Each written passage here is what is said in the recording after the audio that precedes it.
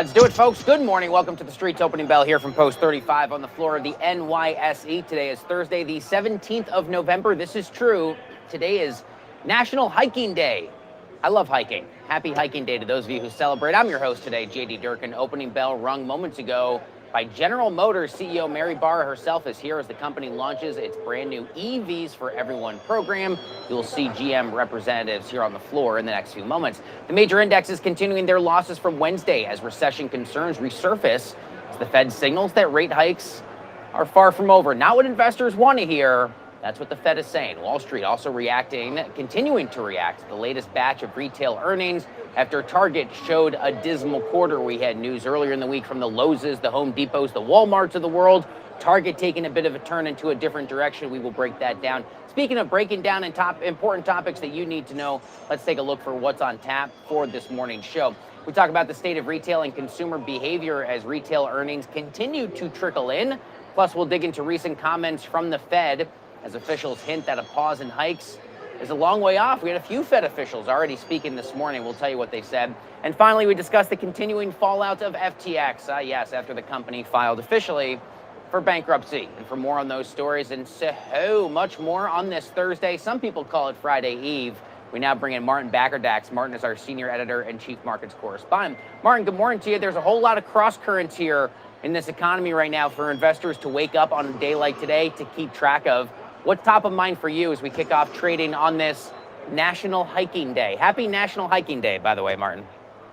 Is that rate hiking day, JD? Because that seems to be what the markets are worried about this morning. So I wonder if there's a bit of metaphor in there. But we talked about this earlier in the week in that once we had the election situation neutralized, that investors were going to become more sort of sensitive to Fed commentary. And that's exactly what it seems like we're seeing this morning.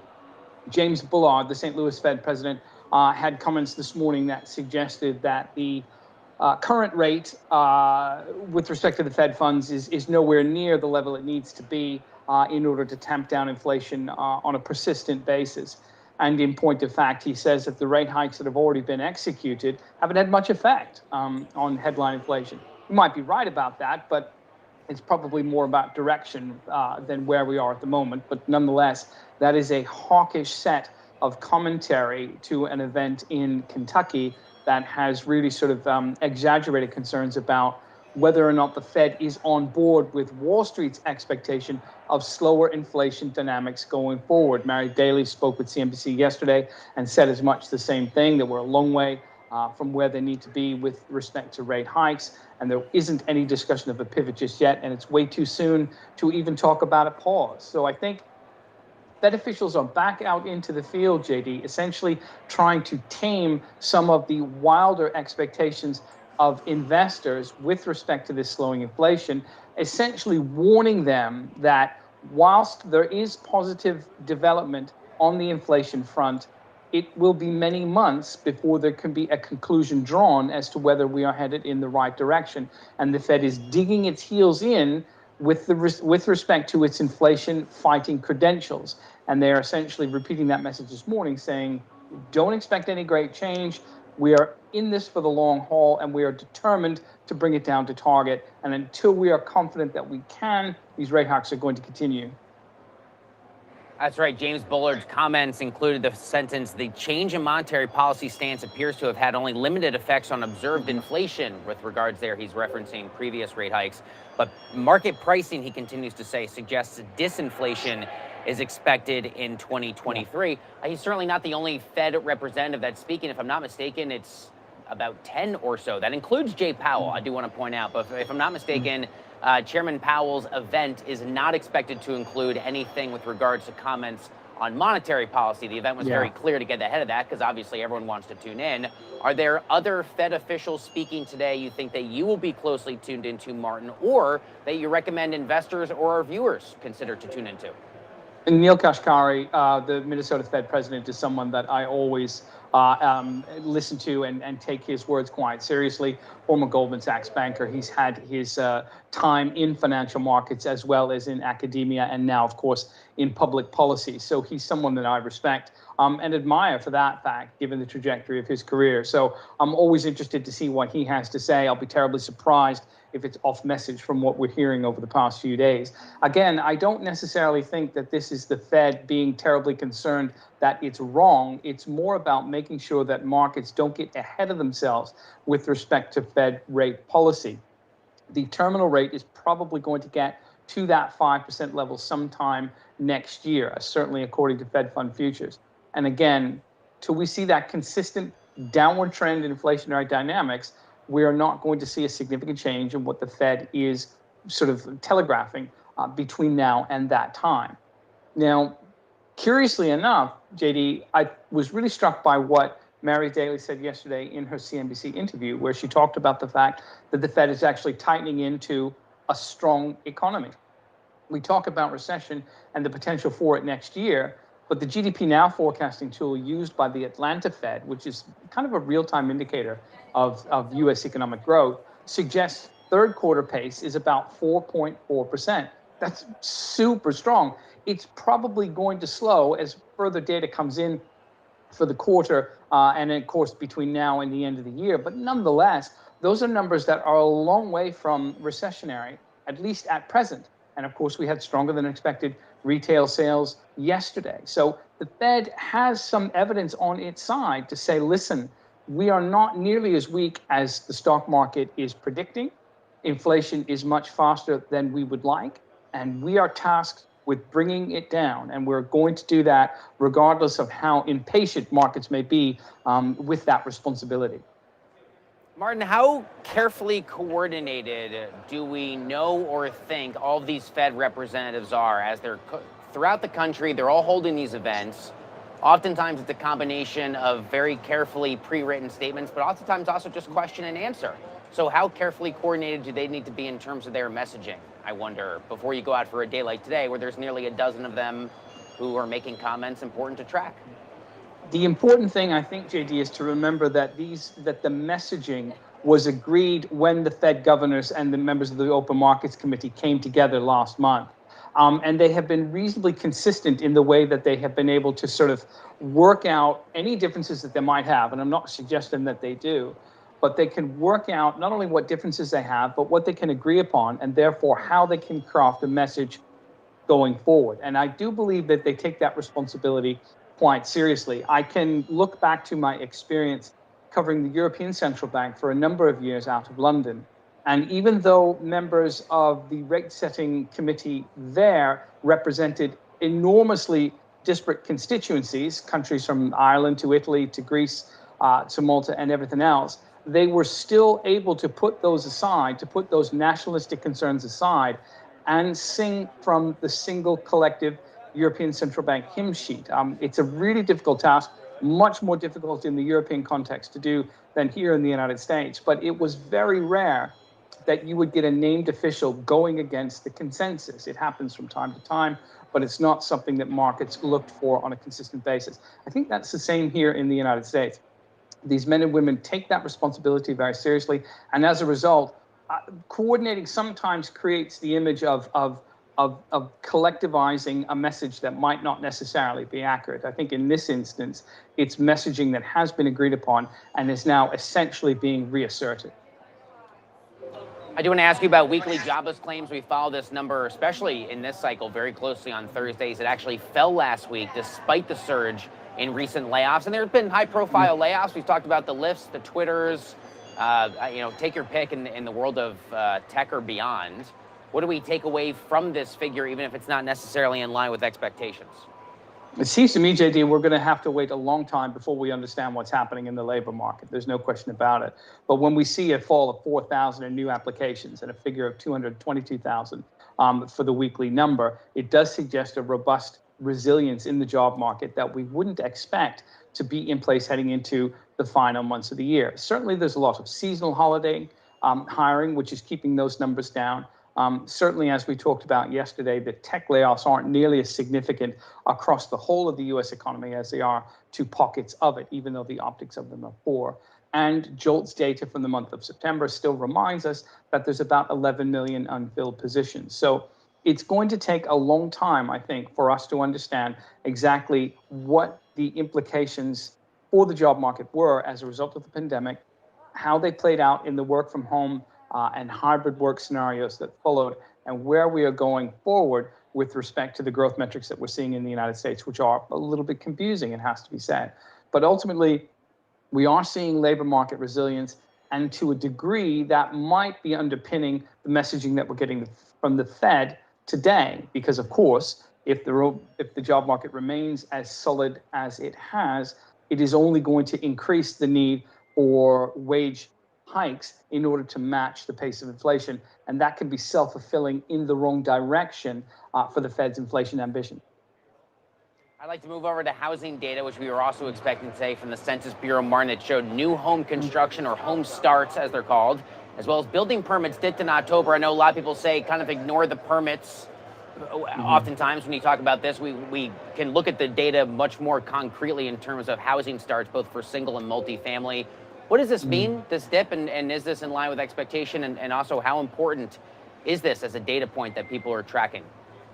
It's big for the Fed, JD, because Chairman Powell has talked about the need for the housing market to cool for a number of months now because it was so red hot for the longest time. And it was, of course, fueling some of the spending dynamics that were lifting inflation pressures. But what we're seeing now is kind of a mirror image of what we are seeing in the mortgage market. And of course, the higher mortgage rates go, the more difficulty you're going to have in the mechanics of the housing market writ large. So those pullbacks were probably anticipated. The number that stands out for me, JD, is the fact that we had a 4.5% decline in single-family homes, and that was basically the pace of single-family home construction is at the lowest it's been in about 2.5 years. And those are the properties that need to come onto the market to unstick some of the inventory concerns that are overhanging. And the reason why prices are remaining probably too elevated, given mortgage costs, is simply because there aren't enough new homes and there aren't enough existing homes to meet the demand. So the housing market will resurface as a powerful component of U.S. economic growth in a few years, but right now it's just being stuck by the lack of inventory, which isn't being helped by the housing starts data, and of course these high mortgage rates. Yeah, I'm hoping we can dig into a little bit more of the relationship between the housing market and the Fed for people that might not be entirely clear on the connection. Martin, how has the Fed's aggressive monetary policy actually weakened the housing market? I mean, directly, really, with the mortgage rate situation, JD. I think as well, it has to be remembered that not only are Fed rate hikes lifting mortgage costs, but the Fed is executing policy tightening with its balance sheet as well. And I know that sounds strange, but the best way to describe it is, over the decade that followed the financial crisis, the Fed would continue to buy mortgage bonds, agency bonds, and U.S. Treasury bonds in order to keep market interest rates low, entice investment, and encourage the economy out of its doldrums. They probably hung on to that policy for too long. Some would say far too long. That's a different debate. But the fact is that they gathered around $9 trillion worth of assets of those mortgage bonds, of those Treasury bonds, and of those agency bonds. They're starting to sell them back into the marketplace right now, JD, and they're not buying as many back as they have in the past. So that, of course, depresses the demand for mortgage bonds from the originators, and therefore the originators are less likely to put loans out into the real world as a result. So not only are we seeing the mortgage rates rise, holding down the housing market, but the fact that the Fed is running off its balance sheet is also an important factor as well. I do want to move on to earnings, but before I do, Martin, as always, I want to give you the opportunity to say, is there anything in this wide array of conversation we've already had that you did not explicitly get to mention that you think is important and maybe should be top of mind for someone watching today? No, I think you really isolated it well, JD. I think ultimately what we are going to see now, given the fact that we've been able to sort of get past the midterm elections, we understand where the Fed is going on a more broad basis. And we understand to some degree where we are with respect to the third quarter earnings season and corporate profitability into the end of the year. With all of those better understood, I really do believe that the markets are going to be very sensitive to Fed commentary between now and the December meeting and beyond. And that is probably going to elicit most of the market volatility outside the external factors that we simply don't understand or know about. And those are, things like the missile situation in Poland and tensions in the Asia region, et cetera. Yeah, absolutely. What important geopolitical stories to continue to cover. Moving on now to the world of earnings. Let's start with what we learned after the bell yesterday to any degree you can. I'd love to ask you about Cisco. It jumped nearly 5%, a beat on both top and bottom. Is that something you have written about earlier today, or anything that you have thoughts on specifically? Not particularly. Cisco is a relatively straightforward one. They've got they did lift their full year profit forecast, and I think that was significant. But what they are seeing is an easing of supply chains, and as a result, they're able to sell more of the product into it. Now, that actually, to some degree, distorts our understanding of demand for network equipment, which is where Cisco is largely placed. And that's a big part of the reason that I think the stock is doing well, but not tremendously well. And of course, it's being held down by higher market interest rates as well. But it's the first of the companies in that sector to report quarterly earnings. And it was relatively solid as a result. So I think this is probably good news, considering the fact that we've had such a mixed series of updates from the chip sector itself. Yeah, absolutely. I'd also love to get your take, because, and just in a continuation of the retail conversation we've been having this week, shares of Target falling after the company reported a decline in sales.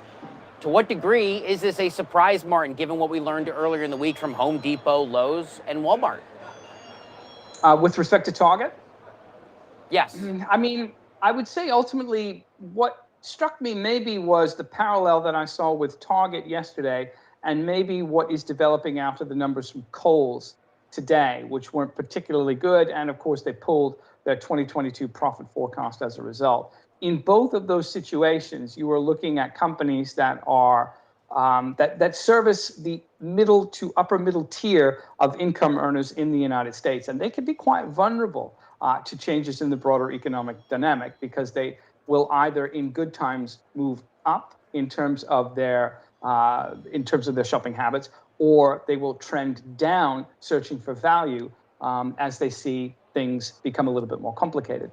That seems to be what's happened this quarter, JD, is that with surging inflation, higher gas prices, and more economic uncertainty, shoppers have basically trended down, looking for more value, and as a result, they've shifted out of Target and into Walmart. In the case of Kohl's, they have shifted out of Kohl's upward to Macy's, which is kind of an odd development there. So to me, the parallel of these retailers catering to that middle to upper tier in the income scale sort of creates a vulnerability, and may explain why, at least to some degree, both have underperformed in that 3-month period and are a little bit more muted in terms of their optimism heading into the Christmas period. All right, let's shift gears to something that has been top of mind for many in the world of business the last week or two, and something I know it's a priority for you. Onto the world of crypto we go. FTX here.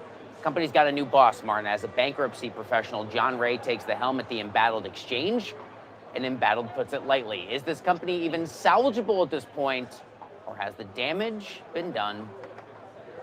It is absolutely not salvageable, and I'll be terribly surprised if there's any assets that are pulled out of the ether at this point either. It really does appear that there's nothing left apart from some table scraps of US dollar cash and a couple of coins here and there. But this collapse is really just indicative, I think, of what people have regarding concerns about the broader crypto space in general.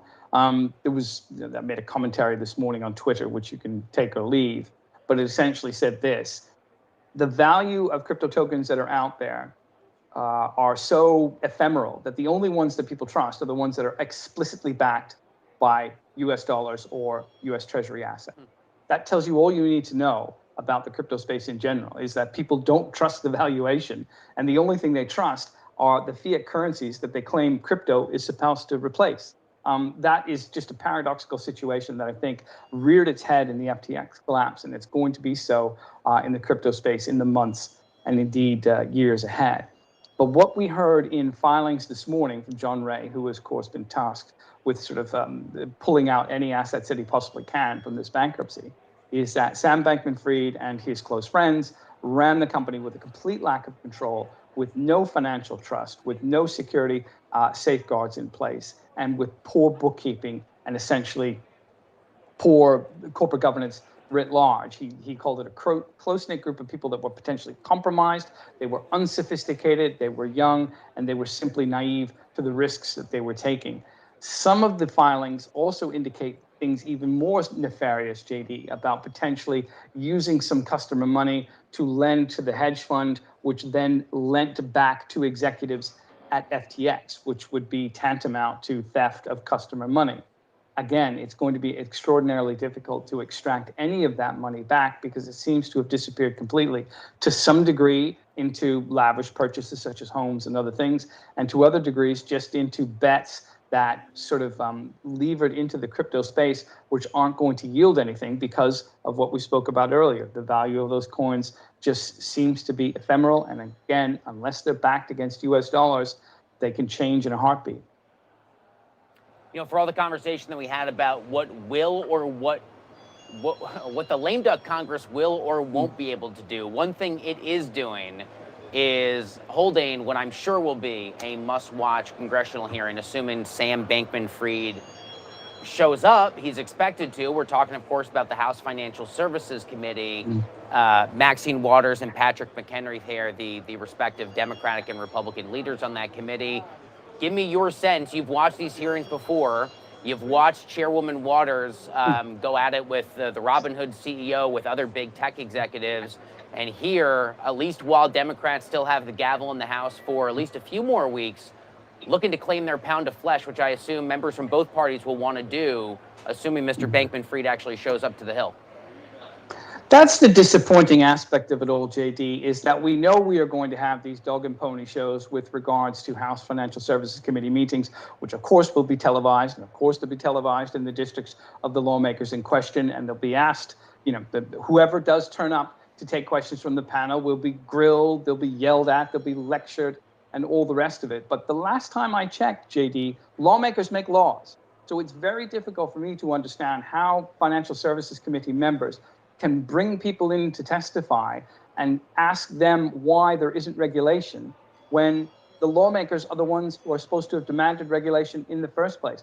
They, along with the CFTC and along with the SEC, have been asleep at the switch for years as this industry has developed. And for them now, after billions have been lost and after hundreds of thousands of customers have been left penniless, they decide to have a hearing. It's really completely unsatisfactory. I don't imagine we'll get to the bottom of it as a result. But this is the sort of thing that entrenches deeper cynicism in not only government's ability to regulate financial markets, but indeed people's participation in it writ large. And that, of course, what does that do, JD? It just pushes people further out of the mainstream and into the corners of the global financial marketplace, and I'm talking about crypto, that have no regulation at all, because people assume, if I'm not being protected here, I might as well roll the dice completely. And that's absolutely not what is needed in a well-structured economy with financial markets that offer economies of scale to everybody that participates.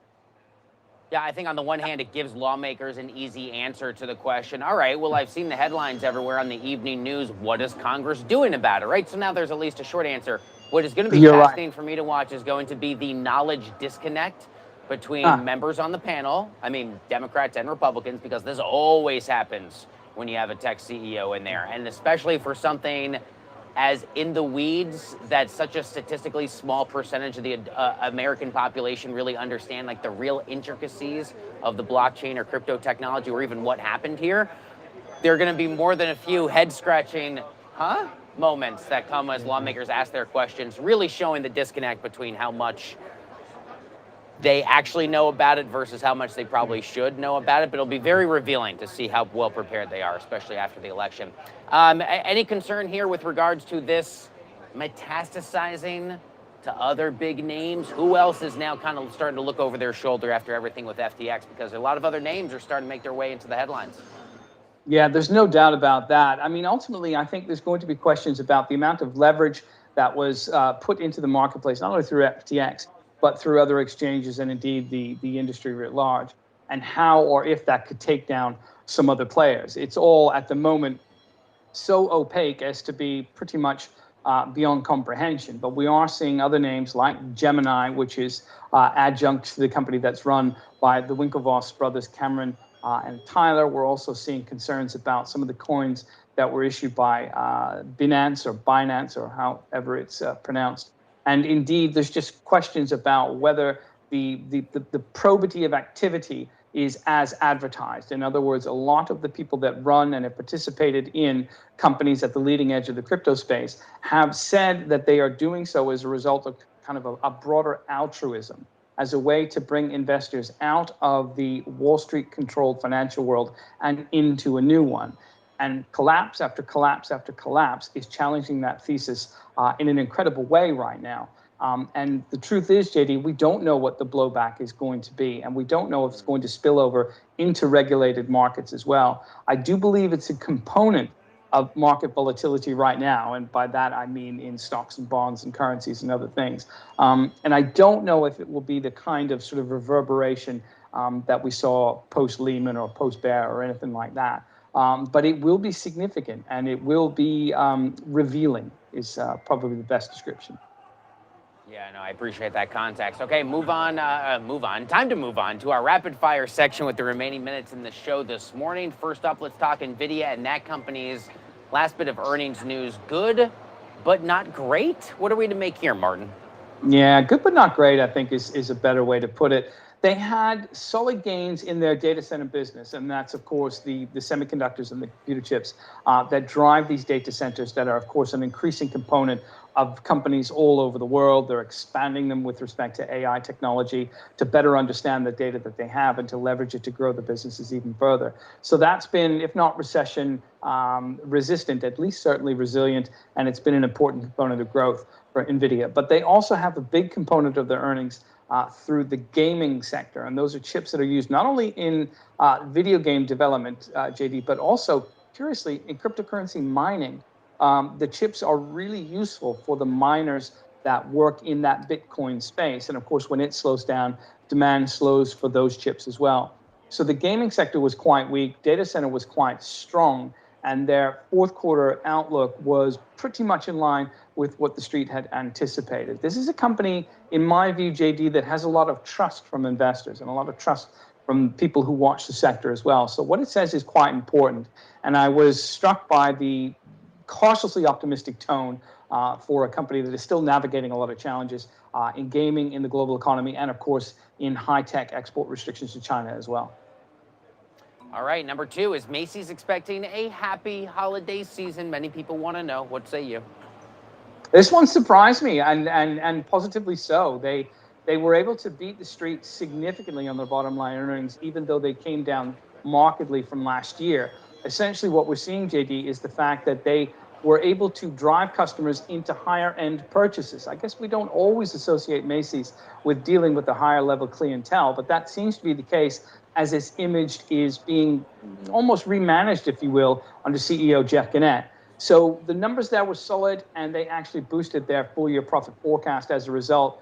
They've been relatively intelligent, I think, as well, JD, in trying to manage their hiring process in line with economic expectations. Last year, they hired about 78,000 people. This year, they pared that number down to about 41,000. And as a result, they have been able to hold costs in line and therefore boost profitability, even with only a small gain in sales. So I think all of that speaks well to Mr. Gennette's leadership and where the stock is going.